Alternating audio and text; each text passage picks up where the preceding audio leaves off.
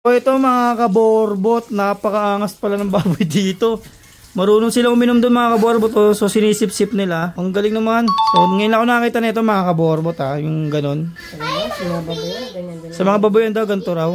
Pero ngayon ako nakita nito mga kaborbot yung ganyan. Kasi usually na nakita ko sa mga painuman is meron silang ganon. Tapos meron silang lagay ng tubig. So ito mga kaborbot, nainom sila mismo doon sa parang gripo na yun. Mag-aantay tayo mga kaborbot ng dito, another baboy na iinom. Yan, so ito mga biik, gutom sila. Kapag ganyan yung kamay mo, baka ngat-ngatin nila yan mga kaborbot. So wait natin na may uminom.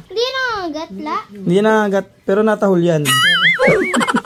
Si mama inabol kasi nga gutom na gutom. Akala nila may dalang pagkain si mama. Ito na mga kaborbot.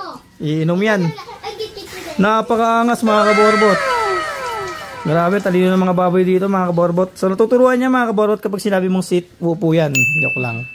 Galing na mong dito mga kaborbot. So ang galing ng mga kaborbot. Ngayon ko lang nalaman na gano'n yun. Na may mga ganito pala sila. Galing ng mga kaborbot. So natutunan na sila bigla ng gano'n. So isa na lang inuman nila mga kaborbot. So lahat naman niya marunong mama na na uminom sa gano'n. So lahat daw na marunong silang uminom sa gano'n. So ito na mga kaborbot. Iinom ulit yan. Angas.